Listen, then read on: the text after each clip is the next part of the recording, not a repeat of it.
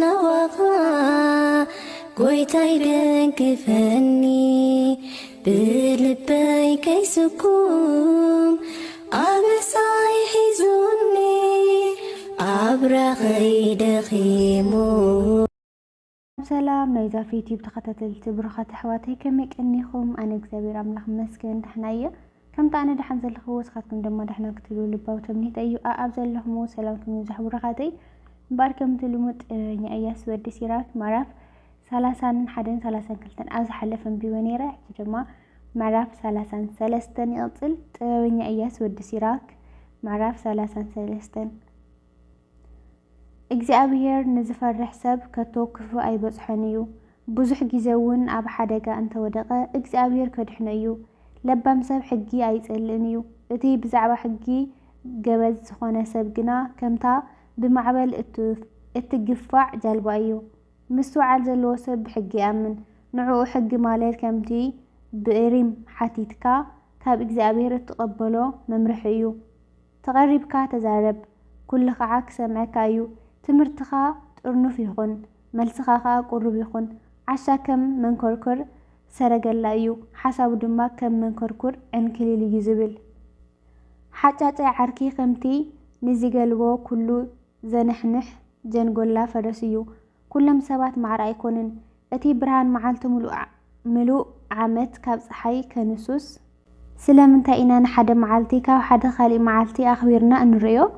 ብመደብ እግዚአብሔር ዝተፈላለዩን በዓል ፍልያት ወርሓትን በዓላትን ገይሩ ዝሸሞም እዮም ንገለ መዓልትታት ቅዱሳንን ኣኽብረንን ንገለ ድማ ታራ መዓልትታት ክኾና መደበን ከምቲ ኣዳም ካብ ሓመድ ዝተፈጠረ ኩሉ ሰብ ካብ ሓመድ እዩ ተፈጢሩ እግዚአብሔር ግና በቲ ልዑል ጥበቡ ፈላለዮም ብብመዶም ድማ ሰርዖም ንገለ ካብኣቶም ባረኾምን ኣኽብሮምን ንገለኣቶም ቅዱሳን ገበሮም ኣብ ጥቕኡ ድማ ኣቕረቦም ንገለ ድማ ረገሞምን ኣውረዶምን ካብ ስፍርኦም ድማ ጨርጊፉ ሰጎጎም ዝደልዮ ዘበለ ስለ ዝገበረ ከምቲ ኣብ ኢድ ስራሕ መሬት ዘሎ ጭቃ ዝደልዮም እንቲ ከገብሮም ሰባት ኣብ ኢድ እቲ ዝፈጠሮም እግዚአብሔር እዮም ናይ ሰናይ ተቐራኒ ክፉ እዩ ናይ ህይወት ተቐራኒ ሞት እዩ ሓጢእ ከዓ ናይ ጻድቕ ተቐራኒ እዩ ንተግባር እቲ ኣዝዩ ልዑል ዝኾነ እግዚአብሔር እማ ተዓዘቦ ብብድምፂ እኳ እንተኾነ እቲ ሓደ ናይ ሓደ ተቐራኒ ኮይኖም እዮም ተፈጢሮም ኣነስ ከምቲ ኣራይ ወይኒ ንዝሓደገ ዘኸበሮ ንኽቐርሞ ደድሕሪኡ ናብ ግራት ወይኒ ዝኣቱ ቀረማይ ኣብ መወዳእታ ዝመጻኹ እየ እግዚአብሔር ስለ ዘኽበረኒ ግና በሊፀ ተረኸብኩ ካብኣቶም ካልኦት ኣረይቲ ወይኒ ከዓ መጺኦም ወይነይ መላእኹ ይቅርታ መጽሙቕ ወይኒ መላእኹ ኣስተውዕል እዚ ዕዮዚ ትምህርቲ ንዝደሊ ኩሉ ደኣ እምበር ንጥቕሚ ርእሰይ ጥራይ ኣይገበርክዎን እቶም ኣብ ማእኸል ህዝቢ ዘለኹም ዓበይቲ ስምዑኒ እቶም መራሕቲ ጉባኤታት ዝኾንኩም ኩለኹም እዝንኹም ጸልዉ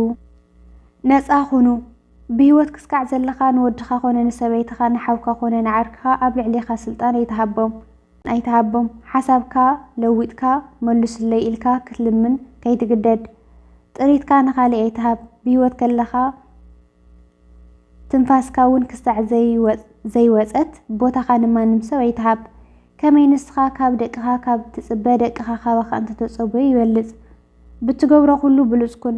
ንኽብርኻ ንቐፍ ኣይትመጽአሉ ክሳብ መወዳእታ ህይወትካ ተጸበ ቅድሚ ምሟትካ ድማ ንጥሪትካ ኣውርሶ ንባረትካ መኻንከን ፍጭን ጽዕነትን በትርን ንኣድጊ ምግብን ስነ ስርዓትን ጻዕርን ድማ ንባርያ እዩ ንባርያኻ ኣብ ዕዮ ጽመዶ በስመ ስላሴ እሞ ዕረፍቲ ክትረክብ ኢኻ ዕዮ እንተዘይ ሂብካዮ ግና ነፃነት ክደሊ እዩ እንስሳ ንኽገዝአካ ኣርዑትን መስገደልን የድልየካ ባርያ ንኽገዝአካ ድማ መቑሕን በትርን የድልየካ ክፍኣት ዝምህር ተኺት እዩ እሞ ባርያኻ ሃካይ ከይኸውን ዘዕዮ ሃቦ ዝስማዕምዖ ዕዮ ሃቦ ምእዛዝ እንድሕር ኣብዩ ግና መቑሕ ኣካበደሉ ምዝኾነ ሰብ ሚዛኑ ዝስሕት ሰብ ኣይትኾን ብዘይ ምስትውዓል ከዓ ገለ ነገር እኳ ኣይትግበር ባርያ እንተ ደኣ ኣልዩካ ብደም ዝዓደካዮ ስለ ዝኾነ ከም ርእስኻ ጌርካ ቁፀሮ እወ ከም ሓውካ ጌርካ ተኸናኸኖ ከምቲ ንኣኻ ዘለካ የድልዮ እዩ ብጭከነ እንተ ደኣ ገዚእኻዮ ሓዲጉካ ክጠፍእ እዩ እሽዑ ናበይ ከድካ ከም እትደልዮ ክጠፍአካ እዩ ምዕራፍ 34 ሕልሚ ኮንቱ እዩ ምስትውዓል ዘይብሉ ሰብ ኮንቱን ሓሳብን ዝኾነ ተስፋ ይኣምን ሕልሚ ከዓ ንዓሻ መንገብገብ ይኾኖ እቲ ንሕልሚ ዝኣምን ከምቲ ጽላሎት ክሕዝ ዝፍትንን ድድሕሪኡ ንፋስ ዝጎይ እዩ እቲ ብሕልምኻ እትሪኦ ነገር ከምቲ ኣብ መስትያት እትሪኦ ምስሊ እዩ እምበር ህላዌ የብሉን ካብ ርኩስ ነገር ንጹህ ነገር ኣይርከብን እዩ ካብ ሓሶት ከዓ ሓቂ ኣይርከብን እዩ ምውዳቕ ዘዕግሉን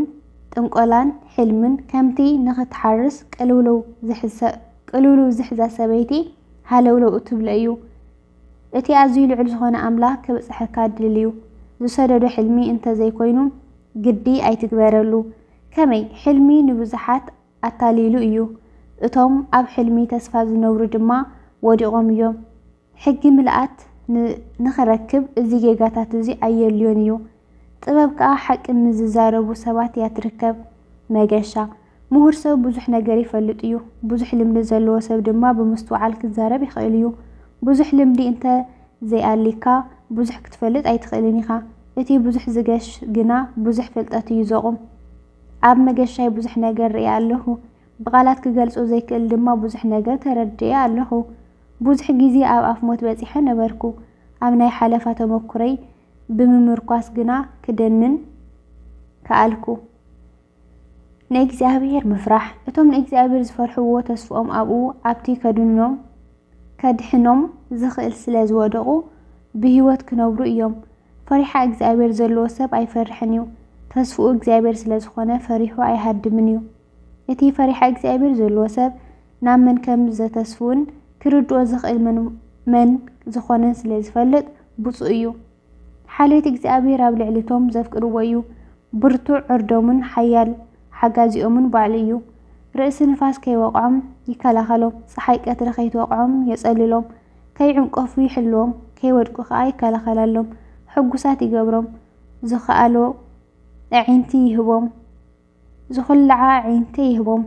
ጥዕናን ነዊሕ ዕድመን በረከትን ይዕድሎም ኣቀራርባ መስዋእቲ ብዓመፅ ካብ ዝረኸብካዮ መስዋእቲ እንተቐሪብካ እቲ መስዋእቲ ርኩስ እዩ ናይ መፍረስ ሕጊ መስዋእቲ ቅቡል ኣይኮነን እቲ ኣዝዩ ልዑል ዝኾነ ኣምላኽ ነቲ ፈሪሃ እግዚአብሔር ዘይብሉ ዘቕርቦ መባ ኣይቅበሎን እዩ መእለያ ዘይብሉ መስዋእቲ እንተቐረበ እውን ሕድገት ሓጢኣት ክረክብ ኣይክእልን እዮም እቲ ካብ ድኻ ሰሪቑ መስዋእቲ ዘቐርብ ሰብ ከምቲ ንቆልዓ ኣብ ቅድሚ ኣቦኡ ዝቐተሎ ሰብ እዩ ነዲኻ እንጀራ ህይወት ማለት እዩ ንድኻ እንጀርኡ ህይወት ማለት እዩ ነዚ ካብኣቶም ምውሳድ ከዓ ሰብ ምቕታል ማለት እዩ ንጎረቤትካ ንብረት እንተ ደኣ ወሲድካሉ ቀቲልካዮ ማለት እዩ ንሰራሕተኛኻ ደመወዝ እንተ ደኣ ካሊእኻዮ ከዓ ሓሪድካዮ ማለት እዩ ሓደ ክህንጽ ከሎ እቲ ሓደ እንተ ኣፍረሰ ኮንቱ ድኻም እንተ ዘይኮይኑ ረብሓ የብሉን ሓደ ክጽሊ ከሎ እቲ ሓደ እንተ ረገመ እግዚአብሔር ንመኒኦም እዩ ዝሰምዕ ሓደ ሰብ ሬሳ